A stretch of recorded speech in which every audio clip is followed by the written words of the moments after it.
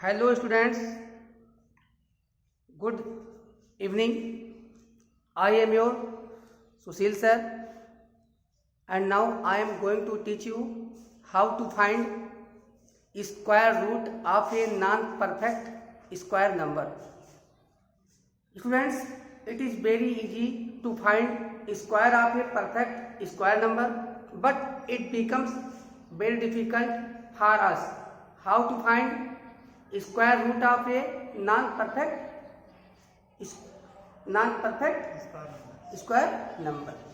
Let's see. आइए देखते हैं. All of us know very well that root 1 equals 1. Root 4 equals 2. Root 9 equals 3. Root 16 equals 4. Root 25 equals 5.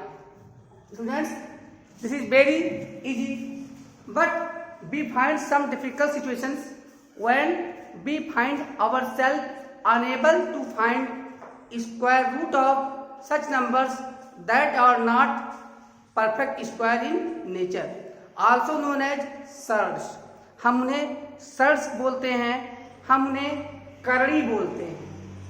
Hindi में हम उन्हें करड़ी बोलते हैं और सर्ड बोलते हैं. तो ऐसे नंबर्स का हम कुछ एग्जाम्पल भी आपको देते हैं. फॉर एग्जाम्पल हम यहाँ पे देखते हैं root 2, root 2, root 3, root 5, root 6, root 7, root 8, root 10, root 11, root 13, root 13, root 14, root 15, root 17, root 18, root 19, and so on. It is clear that this is very easy to find square root of 1, as 1 is not only a perfect square number but also a perfect cube number. Students, further 4 is also a perfect square number, so you can find square root of 4 very easily. 9 is also a perfect square number, so you can find its square root in a very simple way. Further 16 is also a perfect square number, and students, so on. After 25, 36, 49, 64, 81, 100, 121, 144, 169, 196, 225, 256, 289, 324, 371, 400 and 441 etc. To get square root of these numbers is so much easy. Do you know why? Because all of them about whom I were discussing, all the numbers were perfect square number.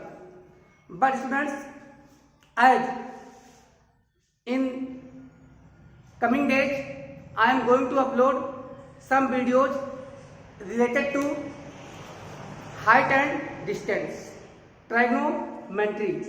In trigonometry, a lot of situations arise when we have to find square root of non-perfect square numbers like 2, 3, 5, 6, 7, 8, 10, 11, 13, 14, 15, 17, 18, 19 and so on.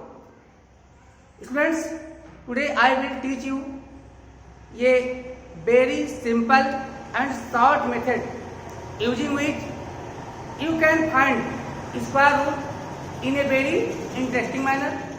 first of all I will describe all the steps in a proper way using which you can do this yourself. Students, first of all, think about a number that is a non-perfect square number. Suppose it to be q. हम ये late करते हैं, हम कोई non perfect square number लेते हैं, हम उसे मान लेते हैं कि वो नंबर हमारा q है. अब हम q को 2 पार्ट में डिवाइड करते हैं. आप यहां देख रहे होंगे q equals root p plus minus n. आपको दिए गए नॉन परफेक्ट स्क्वायर नंबर को 2 पार्ट में डिवाइड करना है. सम या डिफरेंस के रूप में आपको लेना है, जिसमें से एक नंबर परफेक्ट स्क्वायर हो और दूसरा जो रिमेनिंग हो. फॉर एग्जांपल यहाँ पे हमने 2 लिया है. अब अगर हम इस फार्मूले पे इसकी वैल्यू निकालेंगे तो आइए देखते हैं. q के लिए हमारे पास 2 है. अब हम रूट q यहाँ पे हम लिखते हैं root 2. Friends, think about 2 numbers. One must be a perfect number and other is the remaining part. For this we can use 4 and 1. 1 is also a perfect square number and 4 is also a perfect square number. So 4 minus 2 equals 2 and 1 plus 1 equals 2. Friends, let's हम लेते हैं 4 minus 2. अब यहाँ पे हम compare करते हैं. हमने यहाँ पे दोनों साइन लगा रखा है, दोनों सिंबल लगा रखा है, plus as well as minus. यहाँ पे हम समझते हैं अगर हम नियरेस्ट सम के रूप में नंबर को पाते हैं तो प्लस की साइन लगाते हैं, और यहाँ पे भी हमने केवल प्लस लगाया है, यहाँ पे भी माइनस रहेगा, और यहाँ की साइन इस साइन पे डिपेंड करेगी. अगर हम दिए गए नॉन परफेक्ट स्क्वायर नंबर को सम के रूप में निकाला है तो यहाँ पे प्लस की साइन आएगी, और अगर हम दिए गए नंबर को डिफरेंस के रूप में फाइंड किए हैं तो यहाँ पे माइनस की साइन आएगी. मुझे लगता है इतना आप लोग बेहतर अंडरस्टैंड कर चुके होंगे. अब हमें अपने नेक्स्ट स्टेप पे आना है. तो स्टूडेंट्स, यहाँ पे हमने 2 को ब्रेक किया है डिफरेंस के रूप में. आप समझ सकते हैं कि अब p की वैल्यू हमारा रूट p. अब यहाँ रूट p की वैल्यू रूट 4 हो जाएगी. तो क्या आता है रूट 4 की वैल्यू 2. वेरी गुड, 2 आता है. हम यहाँ पे लिखते हैं माइनस, और जो रिमेनिंग है वो क्या है हमारा 2. तो हम लिखते हैं 1 अपान क्या लिखते हैं 2 इंटू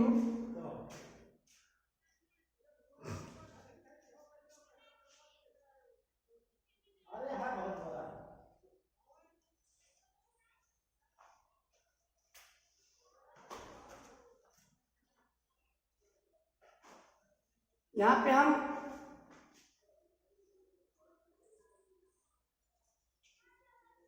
n लिखते हैं.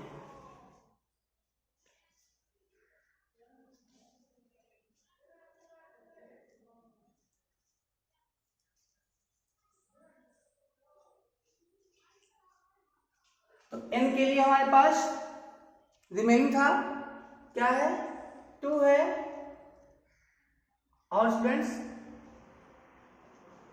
2 into root p. 2 into root p की वैल्यू हमारे लिए 2 है. हम 2 लिखते हैं. ये 2 कैंसिल हो जाता है. हम यहाँ पे 2 माइनस 1 अपान 2 इक्वल्स 1.5 अप्रॉक्स वैल्यू पाते हैं, अप्रॉक्स वैल्यू। आगे देखते हैं कुछ और भी नंबर के साथ, हम ये करके देखते हैं।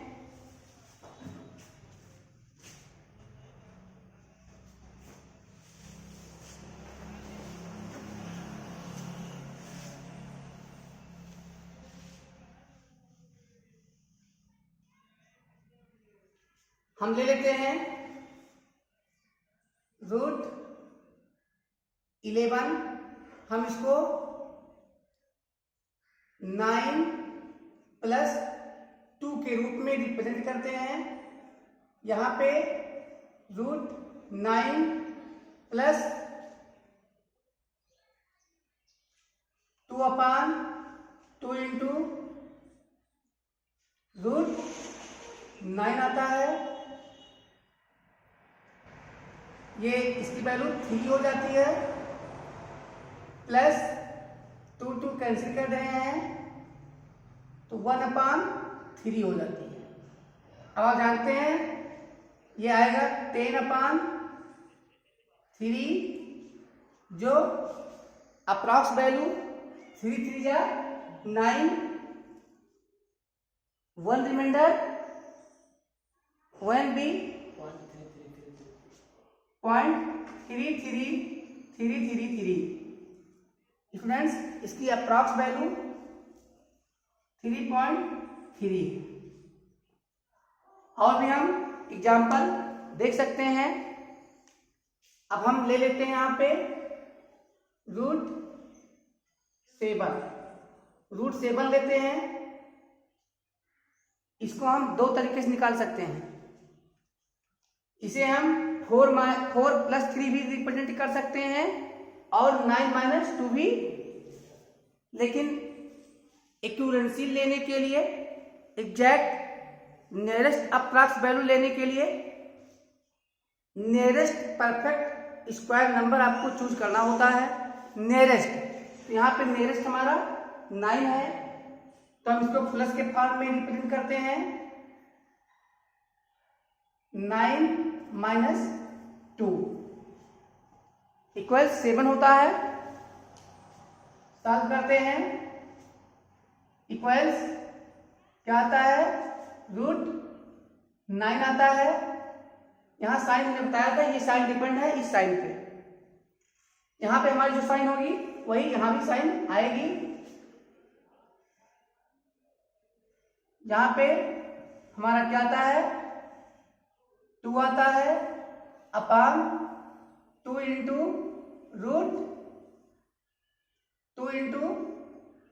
√9 आता है। फ्रेंड्स, ये कैंसिल हो जाता है।